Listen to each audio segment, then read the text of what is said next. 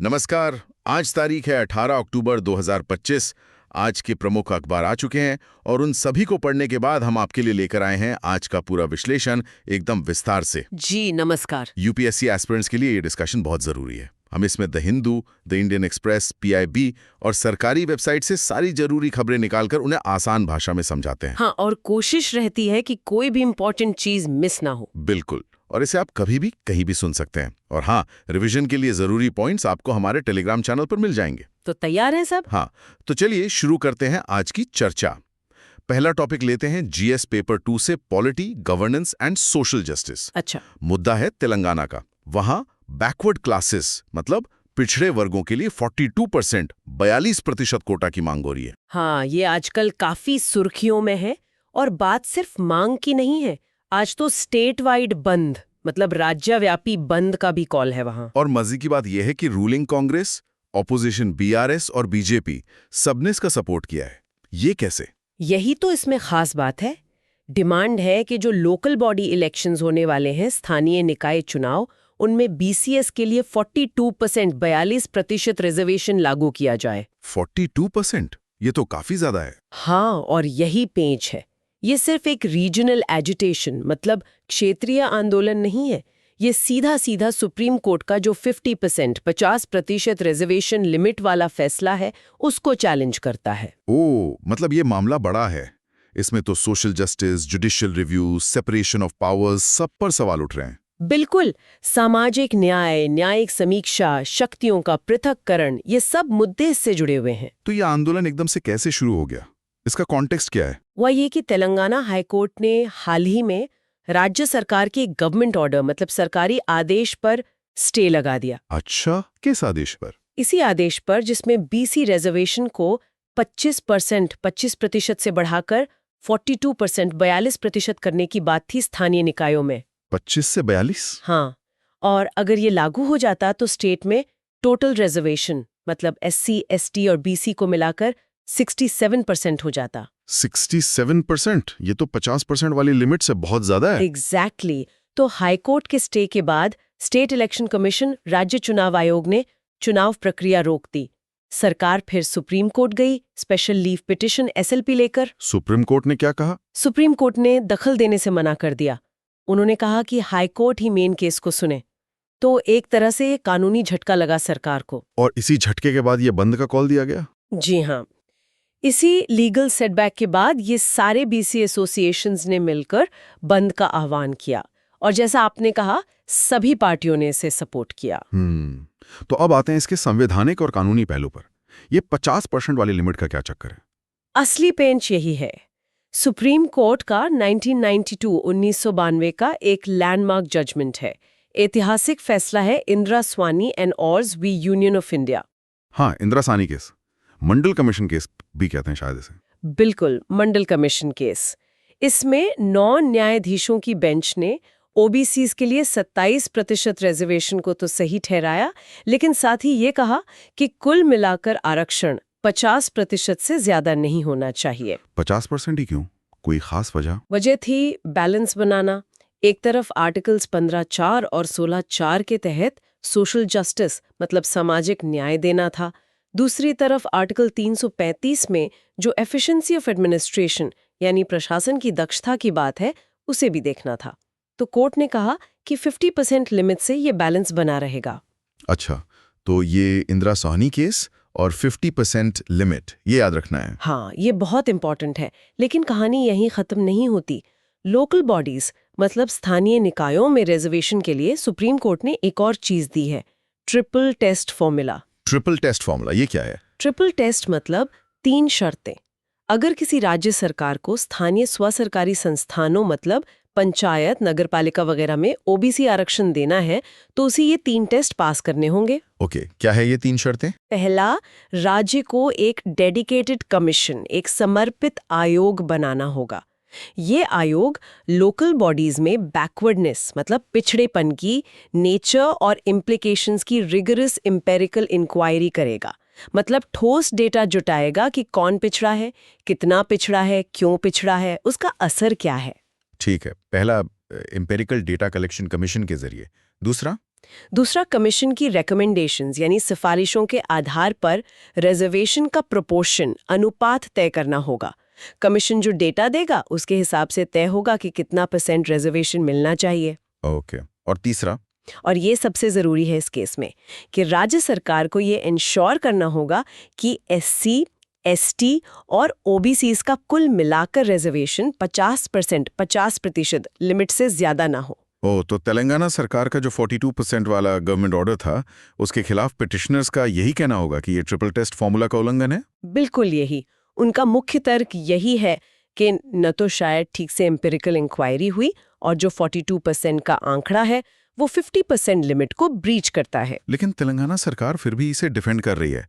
उनका क्या तर्क है? वो 50% कैप को कैसे सही ठहरा रहे हैं? उनका तर्क है एक्सेप्शनल सर्कमस्टांसेस का, मतलब असाधारण परिस्थितियां। वो कह रहे हैं कि 50% कैप कोई पत्थर की लकीर नहीं है। अगर हालात असाधारण हो तो इसे ब्रीच किया जा सकता है, इसे लांघा जा सकता है। और इस तर्क को बल कहाँ से मिल रहा है? इसको बल मिलता है 130वें यानी 103rd कॉन्स्टिट्यूशनल अमेंडमेंट एक्ट 2019 से। हाँ, EWS वाला अमेंडमेंट। जी, इकोनॉमिकली वीकर सेक्शंस के लिए 10% रिजर्वेशन वाला। उसने भी तो 50% सीलिंग को तोड़ा था।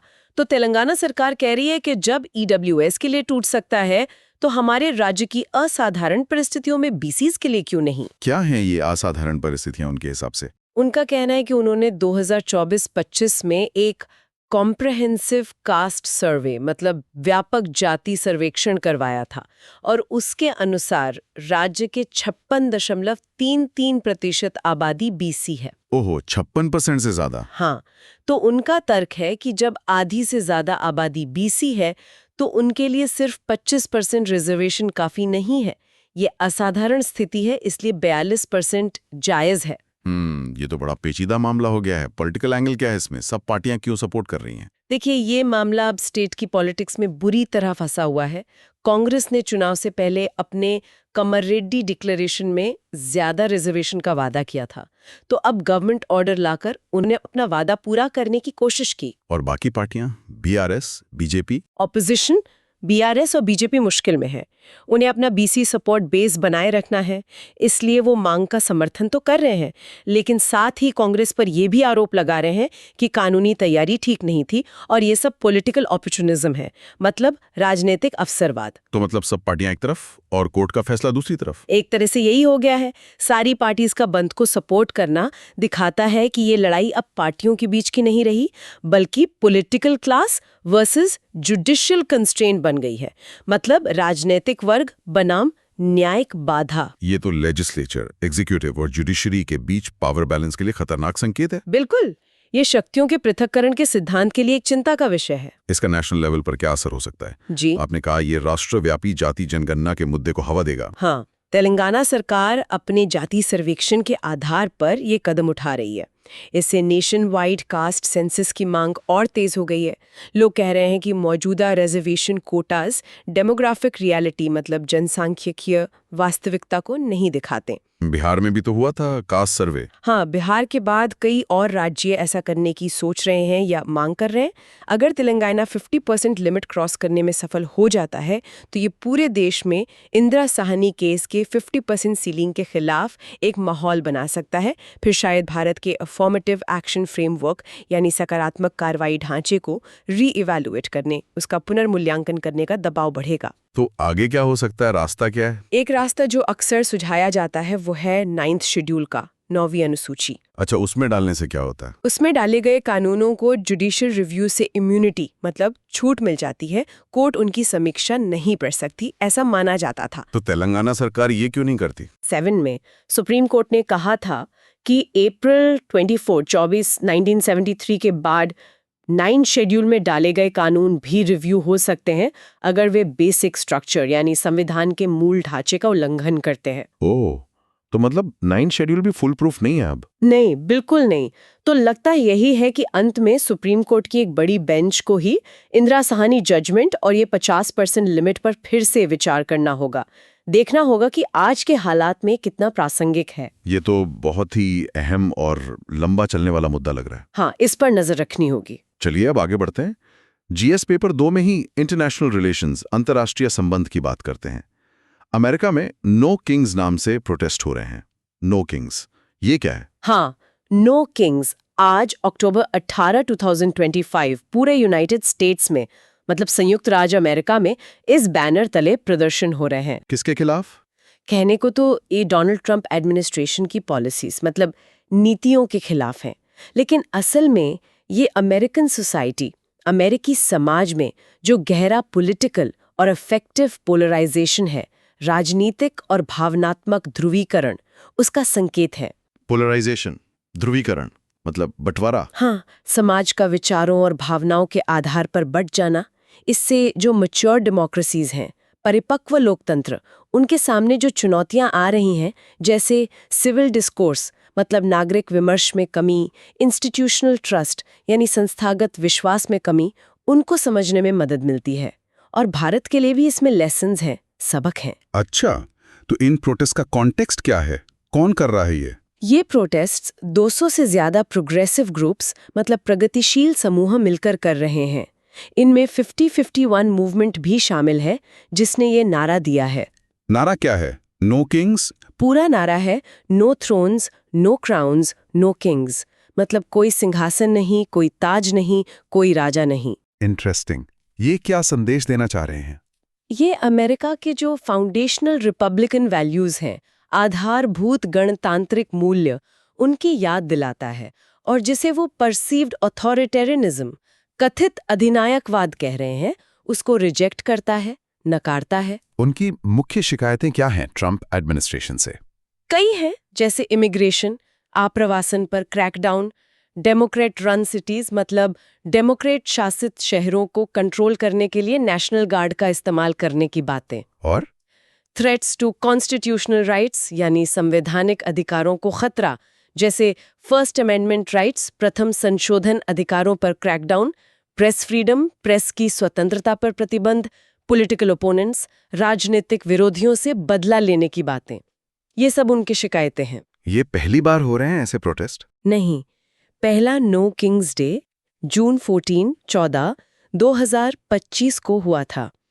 उस दिन ट्रंप का 79वां जन्मदिन था और एक कंट्रोवर्शियल मिलिट्री परेड, विवादास्पद सैन्य परेड भी हुई थी। तब कहते हैं करीब 5 मिलियन लोग शामिल हुए थे। 5 मिलियन? काफी बड़ा नंबर है। ट्रंप एडमिनिस्ट्रेशन का क्या कहना है इन पे? वो इन्हें हेट अमेरिका रैली कह रहे हैं, मतलब अमेरिका से नफरत करने वाली रैली। आपने पोलराइजेशन की बात की। ये सिर्फ इन प्रोटेस्ट तक सीमित है या ये कोई गहरी समस्या है अमेरिका में? नहीं, ये प्रोटेस्ट तो सिर्फ सतह पर दिख रहे लक्षण हैं। पोलराइजेशन, ध्रुवीकरण अमेरिका में बहुत गहरा है, और ये 2 तरह का है। 2 तरह का? कैसे? पहला है आइडियोलॉजिकल पोलराइजेशन, वैचारिक ध्रुवीकरण। इसका मतलब है कि जो पॉलिटिकल पार्टीज हैं, जैसे रिपब्लिकन्स और डेमोक्रेट्स, उनके पॉलिसी पोजीशंस, नीतिगत रुख में दूरी बढ़ती जा रही है। अमेरिका में रिपब्लिकन्स पिछले कुछ सालों में ज्यादा राइटवर्ड शिफ्ट हुए हैं, मतलब दक्षिणपंथी झुकाव बढ़ा है। और दूसरा है अफेक्टिव पोलराइजेशन, भावनात्मक ध्रुवीकरण, और ये ज्यादा खतरनाक है। खतरनाक क्यों? क्योंकि इसमें पॉलिटिकल ओपोनेंट्स के लिए सिर्फ असहमति नहीं होती, बल्कि इमोशनल एनिमोसिटी होती है, भावनात्मक शत्रुता, डिसलाइक होती है, नापसंदगी, और डिस्ट्रस्ट होता है, अविश्वास। आप दूसरे पक्ष के लोगों को सिर्फ गलत नहीं मानते, बल्कि उन्हें बुरा इंसान मानने लगते हैं। ओह, ये तो सच में खतरनाक है। हाँ, रिसर्च बताती है कि यूएस में ये रिकॉर्ड हाई पर है। 2024 के गैलप पोल में 80% अमेरिकन्स ने माना कि देश कोर वैल्यूज, मूल मूल्यों पर बटा हुआ है। इसका नतीजा क्या होता है? इससे ट्रस्ट टूटता है, विश्वास खत्म होता है, पॉलिटिकल कंपटीशन, राजनीतिक प्रतिस्पर्धा एक जीरो सम कॉन्फ्लिक्ट बन जाती है, मतलब शून्य योग संघर्ष, मेरी जीत मतलब तेरी हार। लेजिस्लेटिव कॉम्प्रोमाइज, विधायी समझौता मुश्किल हो जाता है। डेमोक्रेटिक इंस्टीट्यूशंस, लोकतांत्रिक संस्थानों में फेथ, विश्वास कम हो जाता है। और ये नो किंग्स नारा इसी से जुड़ा? बिल्कुल, ये नारा खुद बताता है कि लोग इसे रूटीन पॉलिटिकल डिसएग्रीमेंट मतलब नियमित राजनीतिक असहमति नहीं मान रहे हैं। वो इसे अमेरिकन डेमोक्रेसी, अमेरिकी लोकतंत्र के लिए एग्जिस्टेंशियल क्राइसिस मान रहे हैं, अस्तित्व का संकट। ये एक तरह से डेमोक्रेटिक डीकॉन्सोलिडेशन का प्रोसेस है। डेमोक्रेटिक डीकॉन्सोलिडेशन यस मतलब जहां लोग डेमोक्रेटिक सिस्टम, लोकतांत्रिक व्यवस्था में ही विश्वास खोने लगते हैं। उन्हें लगने लगता है कि सिस्टम उनके लिए काम नहीं कर रहा या सिस्टम ही खतरे में है। आपने कहा भारत के लिए भी इसमें सबक हैं। क्या मतलब है इसका? तुलना कैसे कर सकते हैं? देखिए, यूएस के जो ट्रेंड्स हैं वो भारत के लिए कॉशनरी टेल है, एक चेतावनी की तरह है, क्योंकि भारत में भी पॉलिटिकल पोलराइजेशन, राजनीतिक ध्रुवीकरण बढ़ रहा है, ऐसा कई एक्सपर्ट्स मानते हैं। कैसे, क्या लक्षण दिख रहे हैं भारत में? जैसे एस्केलेटिंग रेटरिक, बढ़ती बयानबाजी, डिसेंट यानी असहमति को कई बार एंटी नेशनल, राष्ट्र विरोधी या एंटी हिंदू, हिंदू विरोधी कह दिया जाता है। ये कुछ वैसा ही है जैसे यूएस में हेट अमेरिका रेटरिक है। और भावनात्मक ध्रुवीकरण? इफेक्टिव पोलराइजेशन भी दिख रहा है। सोशल मीडिया और कुछ पार्टिसन न्यूज चैनल्स डिविजन्स, विभाजन को और गहरा कर रहे हैं। एक अस वर्सेस देम मेंटालिटी, मतलब हम बनाम वे की मानसिकता पैदा हो रही है। संस्थाओं पर दबाव की भी बात होती है। हाँ, स्ट्रेन ऑन इंस्टीट्यूशंस, जो ऑटोनोमस इंस्टीट्यूशंस हैं, स्वायत्त संस्थान, उनके कमजोर होने और रूलिंग पार्टी, सत्तारूढ़ दल और स्टेट यानी राज्य के बीच की रेखाओं के धुंधलाने पर बहस बढ़ रही है। तो सबक क्या है भारत के लिए? ये है कि रोबस्ट पॉलिटिकल डिबेट, मजबूत राजनीतिक बहस और डिसेंट, असहमति की जगह बनाए रखनी बहुत जरूरी है, लेकिन इसे ट्राइबलिस्टिक कॉन्फ्लिक्ट, कबीलाई संघर्ष में बदलने से रोकना होगा। ऐसा संघर्ष जो शेयर्ड डेमोक्रेटिक कंसेंसस, साझा लोकतांत्रिक सहमति को ही कमजोर कर दे। ओपोनेंट्स को एडवर्सरी मानना है, प्रतिद्वंदी, एनिमी नहीं, दुश्मन नहीं। ये बहुत महत्वपूर्ण बात कही आपने। हाँ, विरोधियों को दुश्मन ना समझना। हाँ, लोकतंत्र इसी समझ पर चलता है। चलिए, अब रुख करते हैं जीएस पेपर 3 का, इंडियन इकोनॉमी, भारतीय अर्थव्यवस्था। पहला टॉपिक लेते हैं, भारत का आर्थिक उत्थान, फ्रजाइल 5 से एक ग्लोबल पावर हाउस बनने तक का सफर। प्रधानमंत्री ने भी हाल ही में एनडीडीबी वर्ल्ड समिट में इसका जिक्र किया था। जी हाँ, उन्होंने कहा कि भारत फ्रिजाइल 5, नाजुक 5 से निकलकर टॉप 5, शीर्ष 5 ग्लोबल इकोनॉमी, वैश्विक अर्थव्यवस्था बन गया है। ये पिछले एक दशक में जो बड़ा मैक्रो इकोनॉमिक चेंज आया है, व्यापक आर्थिक परिवर्तन, उसको दिखाता है। तो सबसे पहले ये फ्राजाइल 5 टैग को समझते हैं। ये 2013 में मिला था। हाँ, अगस्त 2013 में मॉर्गन स्टैनली के एक एनालिस्ट ने ये टर्म दिया था। इसमें 5 देश थे, Brazil, India, Indonesia, south Africa और टर्की। इन्हें नाजुक क्यों कहा गया था? क्या प्रॉब्लम थी? प्रॉब्लम ये थी कि ये देश वॉलेटाइल फॉरेन कैपिटल इनफ्लोज, मतलब अस्थिर विदेशी पूंजी प्रवाह पर बहुत ज्यादा निर्भर थे, अपनी ग्रोथ, विकास और डेफिसिट्स, घाटों को फाइनेंस करने के लिए। भारत की क्या कमजोरियां थी उस समय? 2013 में भारत की कई कमजोरियां थीं। पहला, हाई ट्विन डेफिसिट्स, उच्च दोहरा घाटा, मतलब हाई फिस्कल डेफिसिट, उच्च राजकोषीय घाटा, सरकारी खर्च, आय, और large current account deficit CAD, बड़ा चालू खाता घाटा, आयात निर्यात, दोनों घाटे बहुत ज्यादा थे। और दूसरा, परसिस्टेंट इन्फ्लेशन, लगातार उच्च मुद्रास्फीति, महंगाई बहुत थी, जिससे आम आदमी की परचेजिंग पावर, क्रय शक्ति कम हो रही थी और मैक्रो इकोनॉमिक इंस्टेबिलिटी, व्यापक आर्थिक अस्थिरता बढ़ रही थी। रुपए का क्या हाल था? तीसरा, करेंसी वॉलेटिलिटी, मुद्रा अस्थिरता, रुपया पर भारी दबाव था। आपको याद होगा टेपर टेंट्रम, उस दौरान फॉरेन इन्वेस्टर्स ने काफी पैसा निकाला था, जिससे रुपया और गिरा। हाँ, याद है। और चौथा, पॉलिसी पैरालिसिस की धारणा, मतलब नीतिगत पंगुता। ऐसा माना जा रहा था कि सरकार बड़े फैसले नहीं ले पा रही है, जिससे इन्वेस्टर कॉन्फिडेंस, निवेशक विश्वास कम था। तो ये सब मिलकर भारत को नाजुक बना रहे थे। तो इस नाजुक 5 की स्थिति से निकलकर टॉप 5 तक की यात्रा कैसे हुई? वो कौन से की रिफॉर्म्स थे, प्रमुख सुधार थे, जिन्होंने ये बदलाव लाया? देखिए, पिछले दशक में कई इंपॉर्टेंट स्ट्रक्चरल रिफॉर्म्स, संरचनात्मक सुधार हुए हैं। एक एक करके देखते हैं। हाँ, बताइए। पहला, फिस्कल कंसोलिडेशन, राजकोषीय समेकन, fiscal responsibility and budget management act, राजकोषीय उत्तरदायित्व और बजट प्रबंधन अधिनियम के तहत फिस्कल डेफिसिट, राजकोषीय घाटे पर लगाम लगाने की कोशिश की गई। मतलब सरकार ने अपने खर्चों को कंट्रोल करने पर ध्यान दिया। ठीक है। दूसरा और शायद सबसे बड़ा, गुड्स एंड सर्विसेज टैक्स, वस्तु एवं सेवा कर, जो 17 2017 में आया। हाँ, जीएसटी। ये लैंडमार्क रिफॉर्म था, ऐतिहासिक सुधार।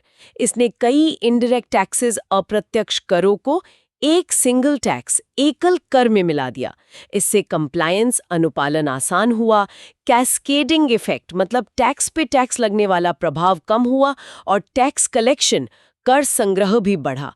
One nation one tax one market का आइडिया था। सही। तीसरा सुधार, तीसरा है इंसॉल्वेंसी एंड बैंक्रप्सी कोड 2016, दिवाला और दिवालियापन संहिता 2016। ये कॉर्पोरेट इंसॉल्वेंसी, कॉर्पोरेट दिवालियापन को सुलझाने के लिए एक टाइम बाउंड मैकेनिज्म, समयबद्ध तंत्र लेकर आया। इसका क्या फायदा हुआ? इससे नॉन परफॉर्मिंग एसेट्स, एनपीएस, गैर निष्पादित परिसंपत्तियां, मतलब बैंकों का जो पैसा फंसा हुआ था, उसकी समस्या सुलझाने में मदद मिली। और जो ट्विन बैलेंस शीट प्रॉब्लम थी, मतलब बैंकों की बैलेंस शीट भी खराब और बड़ी कंपनियों की भी, उसको एड्रेस करने में मदद मिली। लोन रिकवरी थोड़ी तेज हुई। ठीक है। और मैन्युफैक्चरिंग के लिए? चौथा, बूस्टिंग मैन्युफैक्चरिंग एंड एफडीआई, विनिर्माण और एफडीआई को बढ़ावा देना। इसके लिए make in India initiative launch हुआ और बाद में प्रोडक्शन लिंक्ड इंसेंटिव स्कीम्स, उत्पादन लिंक्ड प्रोत्साहन योजनाएं आईं। PLI schemes? ये क्या है? इसमें सरकार कुछ सेक्टर्स में कंपनियों को भारत में मैन्युफैक्चरिंग करने और बिक्री बढ़ाने पर इंसेंटिव देती है। मकसद है इंडिया को ग्लोबल मैन्युफैक्चरिंग हब बनाना, फॉरेन डायरेक्ट इन्वेस्टमेंट एफडीआई, प्रत्यक्ष विदेशी निवेश आकर्षित करना और इंपोर्ट डिपेंडेंसी, आयात पर निर्भरता कम करना। और डिजिटलीकरण का क्या रोल रहा? पांचवा पॉइंट वही है, डिजिटलाइजेशन एंड फाइनेंशियल इंक्लूजन, डिजिटलीकरण और वित्तीय समावेशन। इसमें जनधन, आधार, मोबाइल त्रिकड़ी, जैम ट्रिनिटी ने बड़ा रोल निभाया। साथ में unified payments interface, UPI. UPI तो गेम चेंजर है। बिल्कुल, इसने डिजिटल पेमेंट्स में क्रांति ला दी। इससे इकोनॉमी को फॉर्मलाइज करने में मदद मिली।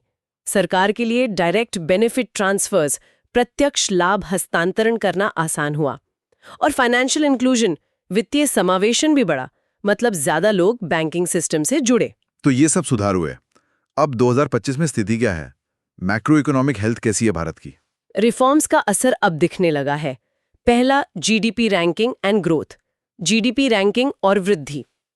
2025 में, जैसा प्रधानमंत्री ने कहा, भारत जापान को पीछे छोड़कर दुनिया की 4th लार्जेस्ट इकोनॉमी, चौथी सबसे बड़ी अर्थव्यवस्था बन गया है। नॉमिनल जीडीपी लगभग $4.19 ट्रिलियन है। और ग्रोथ? आईएमएफ का अनुमान है कि फाइनेंशियल ईयर 26 में भारत की ग्रोथ 6.6%, 6.6% रहेगी, जो दुनिया की फास्टेस्ट ग्रोइंग मेजर इकोनॉमी होगी, मतलब सबसे तेजी से बढ़ती प्रमुख अर्थव्यवस्था। इन्फ्लेशन का क्या हाल है? पहले तो बहुत ज्यादा थी। दूसरा पॉइंट है इन्फ्लेशन कंट्रोल, मुद्रास्फीति नियंत्रण। रिटेल इन्फ्लेशन, खुदरा मुद्रास्फीति सीपीआई सितंबर 2025 में 1.5% पर आ गई, जो 99 मंथ लो है, मतलब 99 महीने का निचला स्तर। सिर्फ 1.5%? ये तो आरबीआई के टारगेट बैंड से भी नीचे है। हाँ, लगातार 7 महीने से ये आरबीआई के 2 से 6% टारगेट बैंड के नीचे है। प्रधानमंत्री ने भी कहा कि जब ग्लोबल ग्रोथ स्ट्रगल कर रही है, तब भारत की इन्फ्लेशन 2% से नीचे और ग्रोथ 7% से ऊपर है। शायद पिछले क्वार्टर की ग्रोथ की बात कर रहे थे। और बाहरी मोर्चे पर फॉरेक्स रिजर्व्स? तीसरा, एक्सटर्नल सेक्टर स्टेबिलिटी, बाह्य क्षेत्र स्थिरता। फॉरेन एक्सचेंज रिजर्व्स, विदेशी मुद्रा भंडार, जो 2014 में लगभग 304 बिलियन डॉलर थे, वो 2024 की शुरुआत में 642 बिलियन डॉलर से ज्यादा हो गए। डबल से भी ज्यादा। हाँ, ये एक्सटर्नल शॉक्स, बाहरी झटकों के खिलाफ एक बड़ा बफर, एक कुशन देता है। अगर हम 2013 और 2025 की तुलना करें कुछ मुख्य आंकड़ों में? बिल्कुल, मोटा-मोटा देखें तो वर्ल्ड जीडीपी रैंक 2013 में 10th 10वीं थी, 2025 में 4th चौथी। जीडीपी ग्रोथ रेट 2013 में लगभग 6.4%, 6.4% थी, 2025 में 6.6%, 6.6%। आईएमएफ का अनुमान FY26 के लिए रिटेल इन्फ्लेशन सीपीआई 2013 में काफी हाई थी, 2025 में सितंबर में 1.5%, 1.5%। Fiscal deficit percent of GDP FY13 में 4.9% था, 4.9%।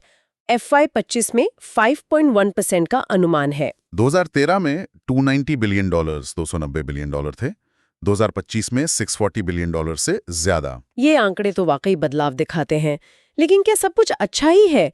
कोई आलोचनात्मक विश्लेषण या चुनौतियां? हाँ, ये बहुत जरूरी है। टॉप 5 बनना बड़ी उपलब्धि है, पर इसमें एक पैराडॉक्स भी है, एक विरोधाभास। एग्रीगेट जीडीपी, कुल जीडीपी तो बड़ी है, पर कैपिटा इनकम, प्रति व्यक्ति आय को देखिए। हाँ, वो तो कम ही होगी। 2025 में इंडिया की जीडीपी पर कैपिटा लगभग $2,934 है। $2,934। इसकी तुलना जापान $33,955 या यूएस $89,105 से कीजिए। बहुत कम है।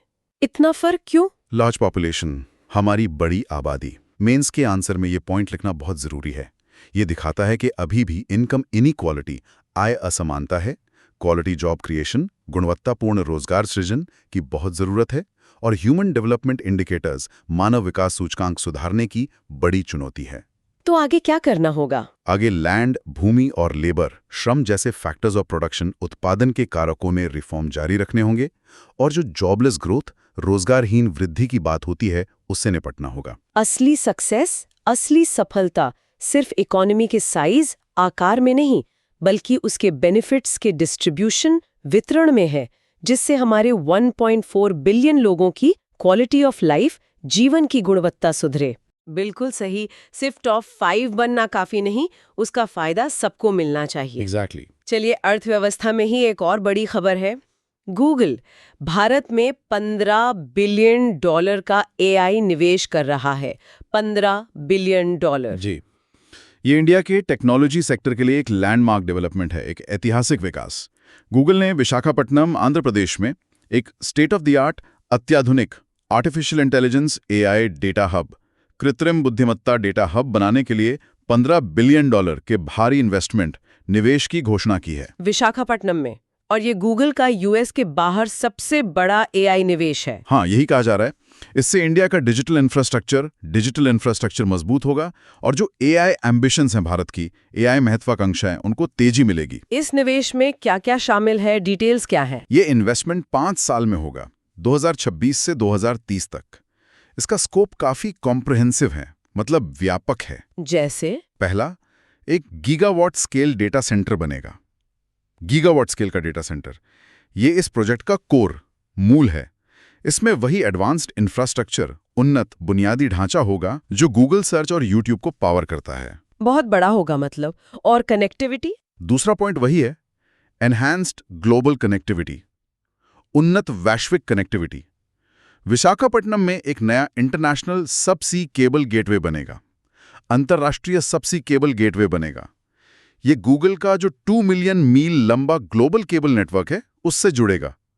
इससे इंडिया में डेटा ट्रैफिक के लिए एक नया एंट्री पॉइंट, प्रवेश बिंदु बनेगा। ये तो बहुत अच्छा है। तीसरा है क्लीन एनर्जी इंफ्रास्ट्रक्चर, स्वच्छ ऊर्जा अवसंरचना। इस हब को चलाने के लिए सपोर्टिंग क्लीन एनर्जी इंफ्रास्ट्रक्चर का विकास किया जाएगा, जैसे transmission lines, clean power generation, मतलब स्वच्छ बिजली उत्पादन, और एनर्जी स्टोरेज सिस्टम्स, ऊर्जा भंडारण प्रणाली। लक्ष्य है कि हब को 80% क्लीन एनर्जी से चलाया जाए। वाह, ये तो सस्टेनेबिलिटी पर भी फोकस है। और कोई पार्टनरशिप? हाँ, चौथा पॉइंट, स्ट्रेटेजिक पार्टनरशिप्स, रणनीतिक साझेदारी। गूगल इसमें इंडियन प्लेयर्स के साथ कोलैबोरेट कर रहा है, सहयोग कर रहा है, जैसे अदानी ग्रुप, उनकी अदानी कनेक्ट्स जॉइंट वेंचर के जरिए, और भारती एयरटेल के साथ। तो भारत के लिए इसका स्ट्रैटेजिक सिग्निफिकेंस क्या है, सामरिक महत्व? ये सिर्फ एक कमर्शियल वेंचर, वाणिज्यिक उद्यम नहीं है। इसका स्ट्रेटेजिक इंपॉर्टेंस, सामरिक महत्व बहुत ज्यादा है। कैसे? पहला, ये गवर्नमेंट के इंडिया AI मिशन और विकसित भारत 2047 विजन के साथ परफेक्टली अलाइंड है, पूरी तरह से संरेखित है। ओके। दूसरा, a quantum leap in digital infrastructure. Digital infrastructure में एक क्वांटम लीप। इंडिया के ईस्टर्न कोस्ट, पूर्वी तट पर ये नया सबसी गेटवे बहुत जरूरी है। अभी तक भारत का ज्यादातर इंटरनेशनल डेटा ट्रैफिक मुंबई और चेन्नई से आता जाता है। हाँ, वेस्टर्न और सदर्न कोस्ट पर ही फोकस रहा है। बिल्कुल। तो विशाखापट्टनम में ये नया गेटवे बनने से इंडिया के डिजिटल बैकबोन, डिजिटल रीढ़ को रूट डाइवर्सिटी मिलेगी, मार्ग विविधता और रेजिलियंस, लचीलापन बढ़ेगा। डेटा की जो बढ़ती डिमांड है, मांग, वो पूरी होगी। नेटवर्क स्टेबिलिटी, नेटवर्क स्थिरता बढ़ेगी। इकोनॉमी और जॉब्स पर क्या असर होगा? तीसरा, इकोनॉमिक एंड एम्प्लॉयमेंट इम्पैक्ट, आर्थिक और रोजगार प्रभाव। गूगल का अपना एनालिसिस कहता है कि इसी तरह के निवेश से यूएस जीडीपी में 5 साल में $15 बिलियन का इजाफा हो सकता है। इंडिया के लिए आंध्र प्रदेश सरकार का अनुमान है कि इससे 1,88,000 से ज्यादा डायरेक्ट एंड इनडायरेक्ट जॉब्स, प्रत्यक्ष और अप्रत्यक्ष नौकरियां पैदा होंगी। 1,88,000 जॉब्स, ये तो काफी बड़ा इम्पैक्ट है। हाँ। और चौथा, fostering an AI ecosystem, AI पारिस्थितिकी तंत्र को बढ़ावा देना। जब एक वर्ल्ड क्लास एआई हब बनेगा तो उससे इनोवेशन का एक इकोसिस्टम, एक माहौल बनेगा।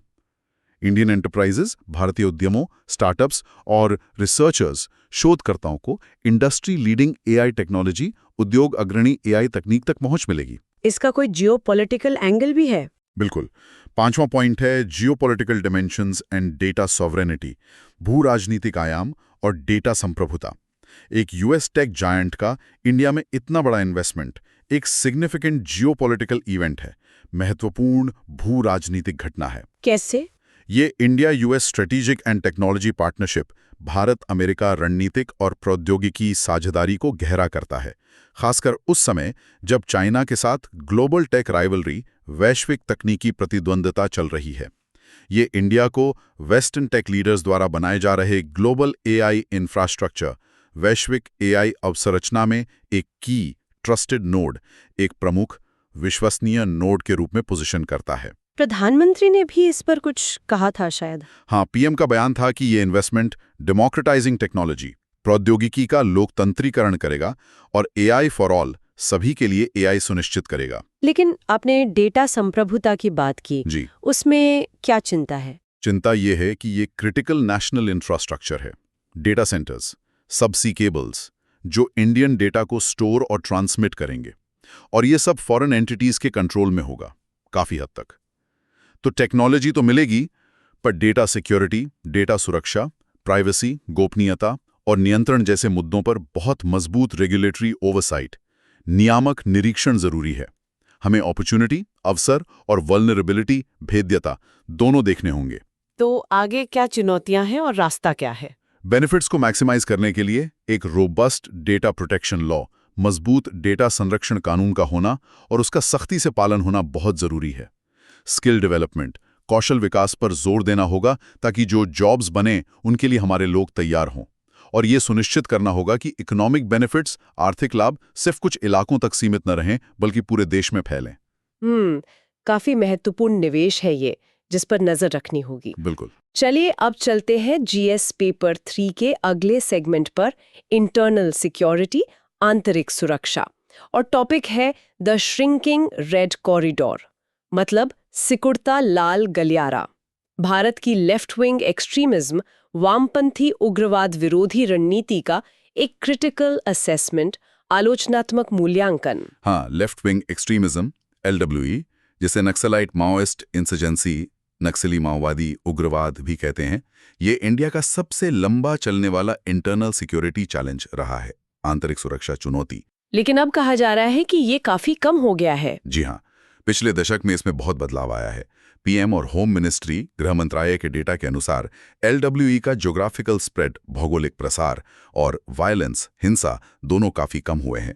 जैसे कभी देश की बिगेस्ट इंटरनल सिक्योरिटी चैलेंज, सबसे बड़ी आंतरिक सुरक्षा चुनौती कहा जाता था, वो अब काफी पीछे हट रहा है। ये तो अच्छी खबर है। हाँ, और ये गवर्नमेंट की जो मल्टी प्रोंग्ड स्ट्रैटेजी रही है, बहुआयामी रणनीति, उसकी इफेक्टिवनेस, प्रभावशीलता को दिखाता है। लेकिन इसमें एक और एंगल है कि काइनेटिक वॉर, मतलब जमीनी लड़ाई तो जीती जा रही है, पर आइडियोलॉजिकल बैटल ग्राउंड, वैचारिक युद्ध क्षेत्र शायद शिफ्ट हो रहा है। इस पर बाद में आते हैं। ठीक है, पहले ये देखते हैं कि गिरावट के सबूत क्या है, डेटा क्या कहता है। सक्सेस क्वांटिटेटिव डेटा, मात्रात्मक डेटा से बिल्कुल साफ है। पहला, जियोग्राफिकल कॉन्ट्रैक्शन, भौगोलिक संकुचन, जिसे रेड कॉरिडोर, लाल गलियारा कहते थे, वो बहुत सिकुड़ गया है। कितना सिकुड़ गया है? LWE रिलेटेड वायलेंस वाले डिस्ट्रिक्ट्स, जिले 2013 में 126 थे अक्टूबर 2025 तक ये सिर्फ 11 रह गए हैं। सिर्फ 11। 126 से 11। बाप रे। और सबसे जरूरी बात, जो मोस्ट अफेक्टेड डिस्ट्रिक्ट्स थे, सबसे अधिक प्रभावित जिले, वो अब सिर्फ 3 बचे हैं। सिर्फ 3? कौन से? बीजापुर, सुकमा और नारायणपुर। और ये तीनों छत्तीसगढ़ में हैं। तो सोचिए, कहाँ पूरा एक कॉरिडोर था और कहाँ अब फोकस सिर्फ 3 जिलों पर आ गया है। हिंसा में कितनी कमी आई है? दूसरा पॉइंट, रिडक्शन इन वायलेंस, हिंसा में कमी।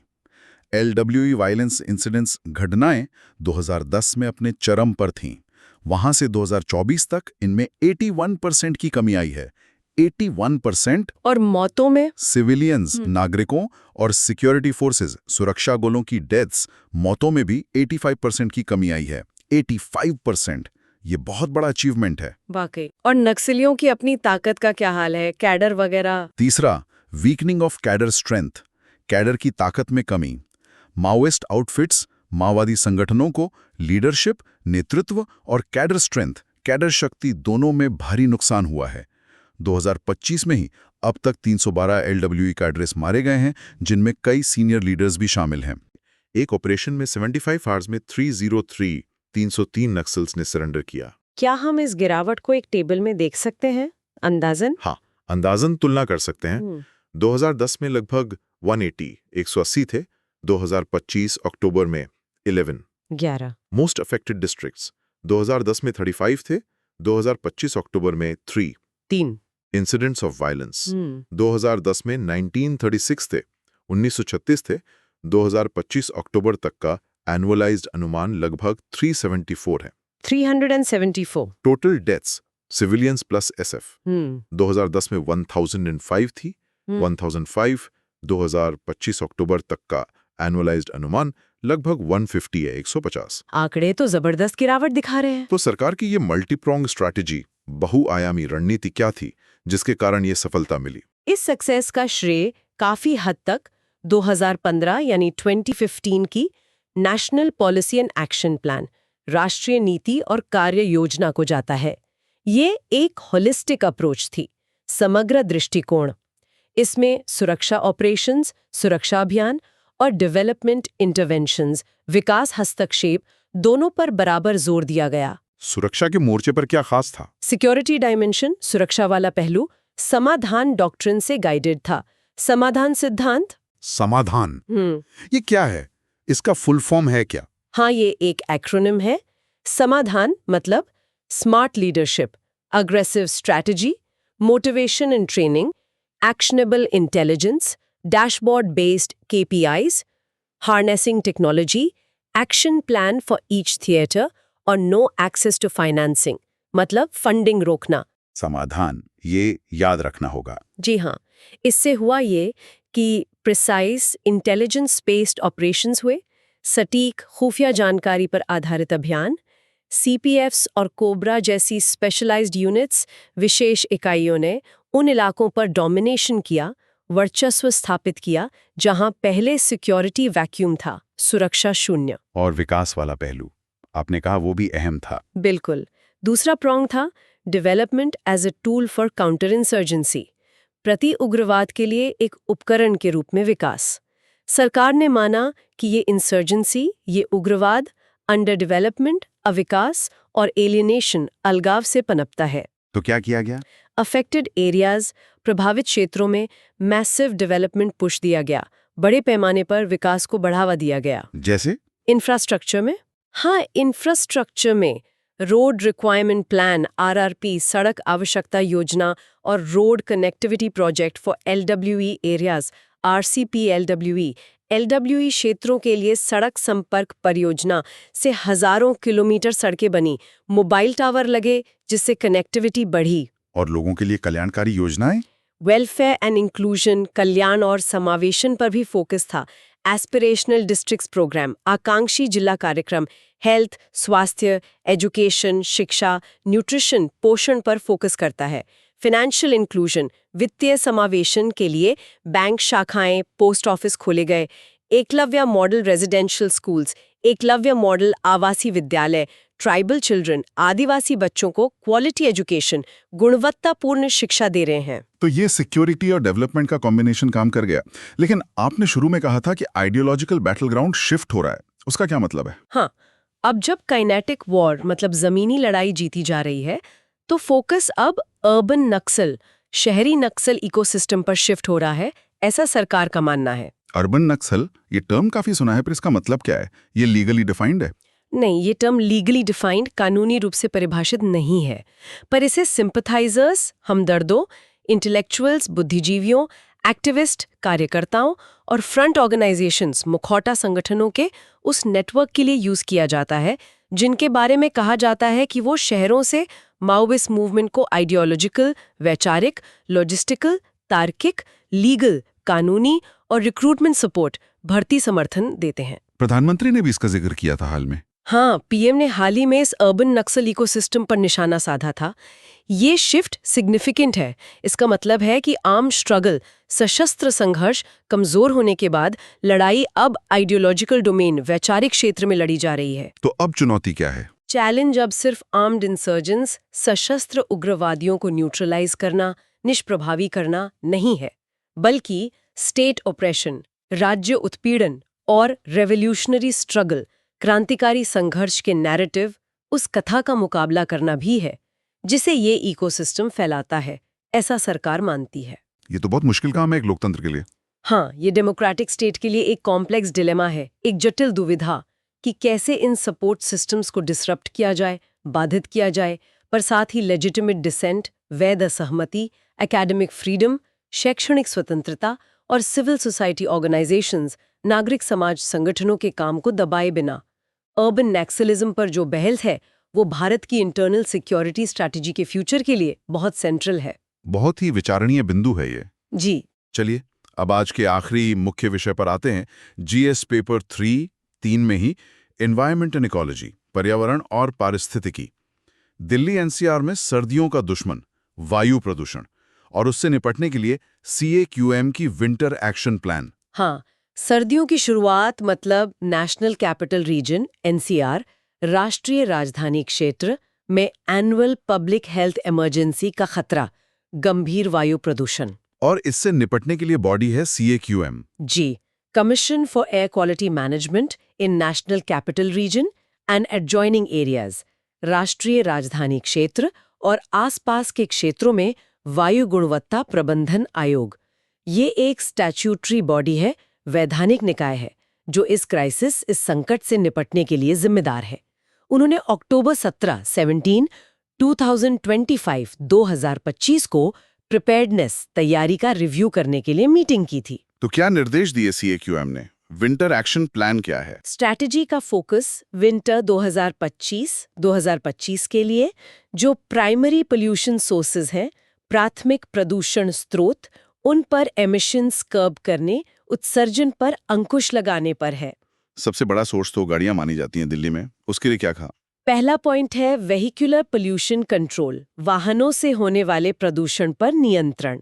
इसमें कहा गया है कि जो कमर्शियल गुड्स व्हीकल्स हैं, लाइट, मीडियम, हैवी, उनकी दिल्ली में एंट्री पर नवंबर 1, 2025 से स्ट्रिक्ट बैन रहेगा, सख्त प्रतिबंध। सभी कमर्शियल गाड़ियों पर? नहीं, सिर्फ उन पर जो BS6 कंप्लायंट नहीं है। केवल BS6 कंप्लायंट गाड़ियां या जो CNG, LNG या इलेक्ट्रिसिटी पर चलती हैं, उन्हीं को परमिशन होगी, और जो दिल्ली रजिस्टर्ड व्हीकल्स हैं, उन पर ये लागू नहीं होगा। अच्छा, BS4 वालों का क्या? उनके लिए एक ट्रांजिशनल मेजर है, संक्रमणकालीन उपाय। BS4 compliant commercial goods vehicles को अक्टूबर 31, 2026 तक दिल्ली में एंट्री की अनुमति दी गई है, ताकि फ्लीट ओनर्स को अपनी गाड़ियां अपग्रेड करने का टाइम मिल जाए। और इसको लागू कैसे करेंगे? एनफोर्समेंट एजेंसीज को निर्देश दिया गया है कि बॉर्डर एंट्री पॉइंट्स पर स्ट्रिंजेंट मॉनिटरिंग करें, कड़ी निगरानी रखें। पुरानी गाड़ियों का क्या, जो एंड ऑफ लाइफ हो चुकी हैं? 10 साल पुरानी डीजल, 15 साल पुरानी पेट्रोल। हाँ, ये एक बड़ा मुद्दा है। पुरानी गाड़ियों को स्क्रैप करने की पॉलिसी पर एक लीगल हर्डल आ गया है, कानूनी बाधा। CAQM ने मीटिंग में माना कि EOL व्हीकल्स के लिक्विडेशन, परिसमापन का डायरेक्शन अभी अबेयंस में रहेगा, मतलब स्थगित रहेगा। क्यों? क्या कानूनी बाधा है? सुप्रीम कोर्ट का अगस्त 12, 2025 का एक ऑर्डर है जिसमें कहा गया था कि ऐसे व्हीकल ओनर्स के खिलाफ no coercive steps be taken, मतलब कोई कठोर कदम ना उठाया जाए। तो फिलहाल पुरानी गाड़ियों को सड़कों से हटाने का काम रुका हुआ है। ओह, ये तो बड़ा झटका है प्रदूषण कंट्रोल के लिए। अच्छा, पराली का क्या? Stubble burning? हाँ, ये दूसरा बड़ा सोर्स है। स्टबल बर्निंग पे पंजाब, हरियाणा, उत्तर प्रदेश को स्ट्रिक्ट विजिलेंस, सख्त निगरानी रखने को कहा गया है। Crop residue management, CRM machines का ऑप्टिमल यूटिलाइजेशन, इष्टतम उपयोग सुनिश्चित करने को कहा है। और किसानों के बीच information, education and communication, IEC campaigns तेज करने को कहा है। कहीं पर चिंता ज्यादा है क्या? हाँ, यूपी और राजस्थान के जो NCR से सटे जिले हैं, वहाँ एक्टिव फायर इंसिडेंट्स, सक्रिय आग की घटनाओं पर चिंता जताई गई है और इमीडिएट स्टेप्स, तत्काल कदम उठाने को कहा है। और बाकी प्रदूषण स्रोत जैसे कूड़ा जलाना? हाँ, अदर पोल्यूशन सोर्सेज, NCR के सभी राज्यों को निर्देश दिया गया है कि म्यूनिसिपल सॉलिड वेस्ट, MSW, नगर पालिका ठोस अपशिष्ट और बायोमास के ओपन बर्निंग, खुले में जलाने की जो कंप्लेंट्स आती हैं, उन्हें 24 आवर टाइम फ्रेम, 24 घंटे की समय सीमा में रिजॉल्व करें, हल करें, खासकर सर्दियों में। ये सब ग्रैप का हिस्सा है ना, ग्रेडेड रिस्पॉन्स एक्शन प्लान? जी हाँ, ये measures graded response action plan grab का हिस्सा है। Grab air quality index AQI वायु गुणवत्ता सूचकांक लेवल्स के आधार पर एक्टिवेट होता है। जैसे जैसे AQI पुअर से सिवियर और सिवियर प्लस होता जाता है, वैसे वैसे प्रोग्रेसिवली स्ट्रिंजेंट मेजर्स लागू होते जाते हैं।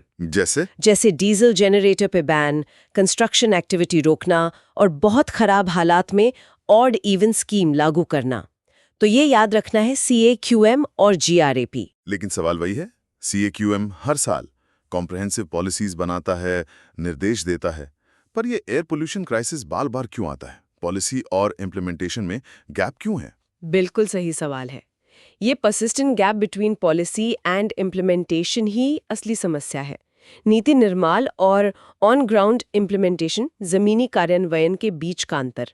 मीटिंग के मिनट्स खुद ये बताते हैं, जैसे EOL व्हीकल पॉलिसी का SC ऑर्डर से रुक जाना और कमीशन का राज्यों को इम्प्रेस्ड अपॉन, मतलब समझाया गया और इंस्ट्रक्टेड, निर्देशित किया गया कहना, ये दिखाता है कि कंप्लायंस, अनुपालन अभी भी एक इशू है। फार्म फायर्स, खेतों में आग की समस्या जारी है, जो मल्टी स्टेट कोऑर्डिनेशन, बहुराज्य समन्वय और इन्फोर्समेंट प्रवर्तन की विफलता दिखाती है। ये सिर्फ एनवायरमेंटल फेलियर नहीं है, ये गवर्नेंस फेलियर भी है, शासन की विफलता। तो आगे का रास्ता क्या है? सिर्फ सर्दियों में जागने से तो काम नहीं चलेगा। नहीं, बिल्कुल नहीं। सीजनल रिस्पॉन्सेज से आगे बढ़कर हमें एक होलिस्टिक ईयर राउंड स्ट्रैटेजी चाहिए, समग्र साल भर चलने वाली रणनीति। फोकस कुछ चीजों पर होना चाहिए। किन चीजों पर? पहला, टेक्नोलॉजिकल सॉल्यूशंस फॉर स्टबल, पराली के लिए तकनीकी समाधान।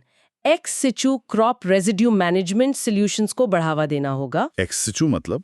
खेत से बाहर, हाँ, जैसे पराली से बायोफ्यूल्स बनाना, कंप्रेस्ड बायोगैस CBG बनाना या पैकेजिंग मटेरियल बनाना। किसानों को इसके लिए इंसेंटिव देना होगा। दूसरा, स्ट्रेंथनिंग पब्लिक ट्रांसपोर्ट, पूरे NCR में पब्लिक ट्रांसपोर्टेशन, सार्वजनिक परिवहन में भारी सुधार की जरूरत है ताकि लोग प्राइवेट गाड़ियां कम इस्तेमाल करें। तीसरा, इंटरस्टेट कोऑपरेशन, अंतरराज्यीय सहयोग, नॉर्दर्न जोनल काउंसिल जैसे मैकेनिज्म्स का इस्तेमाल करके जेन्युइन कोऑपरेशन, वास्तविक सहयोग और एक यूनिफाइड एक्शन प्लान, एकीकृत कार्य योजना बनाने की जरूरत है। सिर्फ मीटिंग करने से नहीं होगा। और हम आप क्या कर सकते हैं? चौथा, सिटीजन पार्टिसिपेशन, नागरिक भागीदारी, पब्लिक अवेयरनेस, जन जागरूकता बढ़ाना और बिहेवियरल चेंजेस, व्यवहार परिवर्तन लाना भी जरूरी है, जैसे कूड़ा न जलाना, पब्लिक ट्रांसपोर्ट यूज करना वगैरह। ये सबकी मिलीजुली जिम्मेदारी है। सही कहा, ये सबकी लड़ाई है। चलिए अब मुख्य विशेषण के बाद बढ़ते हैं पार्ट बी की ओर, UPSC prelims and mains practice. पहले देखते हैं प्रीलिम्स फैक्ट्स टुडे, PFT।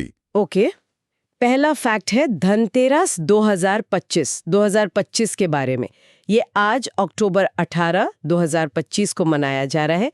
ये कार्तिक महीने के कृष्ण पक्ष की त्रयोदशी तिथि, मतलब 13वें दिन पड़ता है और दिवाली त्योहार की शुरुआत का प्रतीक है। इसे और क्या कहते हैं? इसे धन्वंतरी जयंती के रूप में भी मनाते हैं, जो God of medicine and Ayurveda माने जाते हैं।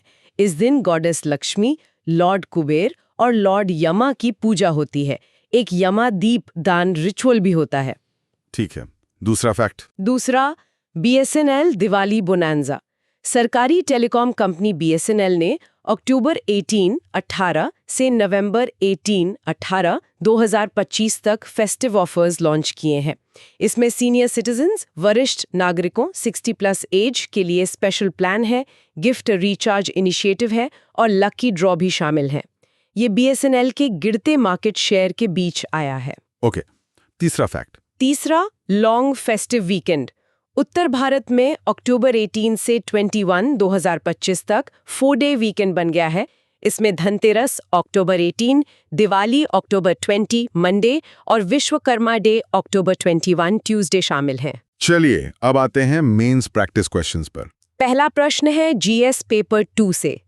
तेलंगाना में बढ़े हुए BC आरक्षण के लिए दलों के बीच राजनीतिक सहमति सुप्रीम कोर्ट द्वारा स्थापित 50% सीमा के लिए बढ़ती चुनौती का संकेत देती है।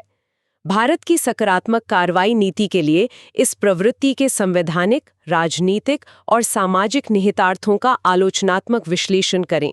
250 वर्ड्स। दूसरा प्रश्न GS पेपर 3 से फ्रैजाइल 5 में से एक होने से लेकर टॉप 5 वैश्विक अर्थव्यवस्था बनने तक भारत की आर्थिक यात्रा का पता लगाएं। वे प्रमुख संरचनात्मक सुधार क्या थे जिन्होंने इस परिवर्तन को सक्षम किया और इस विकास को अधिक समावेशी बनाने में लगातार चुनौतियां क्या हैं? 250 शब्द। और तीसरा प्रश्न भी GS पेपर 3 से है। सरकार की बहुआयामी रणनीति से वामपंथी उग्रवाद में उल्लेखनीय कमी आई है। हालांकि शहरी नक्सलवाद की चुनौती बनी हुई है। समाधान सिद्धांत की प्रभावशीलता पर चर्चा करें और लोकतांत्रिक ढांचे के भीतर माओवादी की वैचारिक जड़ों का मुकाबला करने के उपाय सुझाएं। 250 शब्द। ये तीनों ही प्रश्न आज की चर्चा पर आधारित हैं। अभ्यास जरूर करें।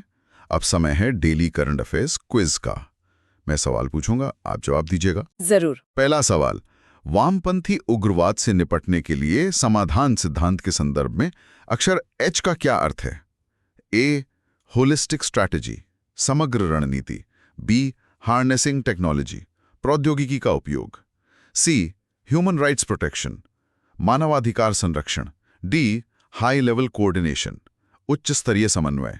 इसका सही उत्तर है B. Harnessing technology. बिल्कुल सही। दूसरा सवाल, 2013 में गढ़ा गया शब्द फ्रजाइल 5 किस प्राथमिक भेद्यता वाले उभरते बाजारों को संदर्भित करता था? A. कृषि निर्यात पर उच्च निर्भरता। B. लोकतांत्रिक संस्थानों की कमी।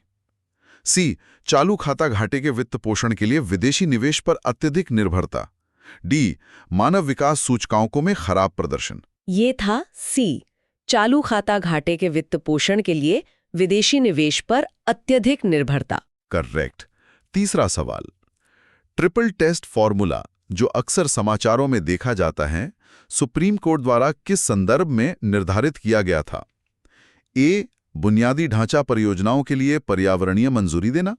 B. स्थानीय निकाय चुनावों में OBC के लिए आरक्षण लागू करना। C. OBC आरक्षण के लिए क्रीमी लेयर का निर्धारण करना। D. उच्च न्यायपालिका में न्यायाधीशों की नियुक्ति करना। ये जुड़ा है B. स्थानीय निकाय चुनावों में OBC के लिए आरक्षण लागू करने से। एकदम सही। चौथा सवाल, commission for air quality management CAQM ने हाल ही में कुछ वाणिज्यिक वाहनों के दिल्ली में प्रवेश पर प्रतिबंध लगाने का निर्देश दिया। वाहनों की कौन सी श्रेणी इस प्रतिबंध से मुक्त हैं? A. सभी BS4 अनुपालक वाहन। B. NCR के बाहर पंजीकृत वाहन। C. आवश्यक वस्तुओं को ले जाने वाले सभी वाहन। D. BS6 अनुपालक, CNG, LNG और इलेक्ट्रिक वाहन। छूट मिली है D. BS6 अनुपालक, CNG, LNG और इलेक्ट्रिक वाहनों को। बहुत अच्छे। आखिरी सवाल, पांचवा, संयुक्त राज्य अमेरिका में नो किंग्स विरोध प्रदर्शन मुख्य रूप से किसके खिलाफ आयोजित किए जा रहे हैं, जिसे प्रदर्शनकारी वर्णित करते हैं? A. आर्थिक असमानता और कॉर्पोरेट लालच। B. इलेक्टोरल कॉलेज प्रणाली। C. सत्तावादी नीतियों और लोकतांत्रिक मानदंडों के लिए खतरा। D. मध्य पूर्व में अमेरिकी विदेश नीति। ये प्रोटेस्ट है C. सत्तावादी नीतियों और लोकतांत्रिक मानदंडों के लिए खतरे के खिलाफ। शानदार। पांचों जवाब सही। अब रिवीजन के लिए कुछ फ्लैश कार्ड्स देख लेते हैं। जी। पहला टर्म कॉन्सेप्ट है फ्रेजाइल 5 2013। की डिटेल्स। उभरती अर्थव्यवस्थाओं ब्राजील, भारत, इंडोनेशिया, दक्षिण अफ्रीका, तुर्की के लिए एक शब्द जो उच्च दोहरे घाटे, राजकोषीय और चालू खाता पर भारी निर्भरता के कारण कमजोर थे। दूसरा समाधान डॉक्ट्रीन। की डिटेल्स। LWE का मुकाबला करने के लिए 8 स्तंभ रणनीति, स्मार्ट नेतृत्व, आक्रामक रणनीति, प्रेरणा, कार्रवाई योग्य खुफिया जानकारी, डैशबोर्ड KPI, प्रौद्योगिकी का उपयोग, कार्य योजना, वित्त पोषण तक कोई पहुंच नहीं। तीसरा triple test formula for local body reservation. की डिटेल्स। SC का आदेश राज्यों को 1. पिछड़ेपन पर मात्रात्मक डेटा इकट्ठा करने के लिए एक आयोग स्थापित करना, 2. आरक्षण का अनुपात निर्दिष्ट करना, 3. सुनिश्चित करना कि कुल आरक्षण 50% से अधिक न हो। और चौथा CAQM। की details. Commission for air quality management in NCR and adjoining areas. NCR और आसपास के क्षेत्रों में वायु गुणवत्ता प्रबंधन आयोग। CAQM अधिनियम 2021 के तहत एक वैधानिक निकाय जिसके पास क्षेत्र में वायु प्रदूषण को नियंत्रित करने के लिए निर्देश जारी करने का अधिकार है। बहुत बढ़िया। ये फ्लैश कार्ड्स रिवीजन में काफी मदद करेंगे। अब कार्यक्रम के अंत में थोड़ी सी प्रेरणा। हाँ, आज का एनालिसिस दिखाता है कि कैसे इंडिया फ्रैजाइल 5 से ग्लोबल इकोनॉमिक पावर हाउस, वैश्विक आर्थिक महाशक्ति बना। ये रातों रात नहीं हुआ। ये सस्टेन्ड रिफॉर्म्स, निरंतर सुधार और फोकस ध्यान का नतीजा था। बिल्कुल। UPSC एस्पिरेंट की जर्नी भी कुछ ऐसी है। कभी सिलेबस भारी लगता है, प्रोग्रेस फ्लो लगती है, ये फ्रैजाइल मोमेंट्स है। पर याद रखें, जैसे कंसिस्टेंट पॉलिसी चेंजेस, लगातार नीतिगत बदलावों ने देश के फंडामेंटल्स, बुनियादी सिद्धांतों को मजबूत किया, वैसे ही आपकी कंसिस्टेंट डेली एफर्ट, लगातार दैनिक प्रयास, हर चैप्टर, हर आंसर, हर रिवीजन आपके इंटेलेक्चुअल फंडामेंटल्स, बौद्धिक बुनियादी सिद्धांतों को मजबूत कर रहा है। बहुत सही कहा। एस्पिरेंट से ऑफिसर बनने का ये ट्रांसफॉर्मेशन, ये परिवर्तन परसिस्टेंस का मैराथन है, दृढ़ता की मैराथन। बस लगे रहना है। आपका टॉप 5 मोमेंट इंतजार कर रहा है। वाह, बहुत ही प्रेरणादायक बात। इस चर्चा को दोबारा सुनने से कॉन्सेप्ट्स और क्लियर होंगे। ये सिर्फ UPSC एग्जाम के लिए ही नहीं, जीवन में इन्फॉर्म्ड रहने के लिए भी जरूरी है। ज्ञान से ही समझ बढ़ती है। तो अगर आपको ये विश्लेषण पसंद आया तो सुन लो UPSC यूट्यूब चैनल को लाइक करें, शेयर करें, कमेंट करें और सब्सक्राइब करना ना भूलें। हाँ, और आप ₹299 यानी 299 की मेंबरशिप ज्वाइन करके सभी वीडियोस का एक्सेस पा सकते हैं। आज के लिए इतना ही। कल फिर मिलेंगे नए एनालिसिस के साथ। धन्यवाद। धन्यवाद। पढ़ते रहिए, आगे बढ़ते रहिए।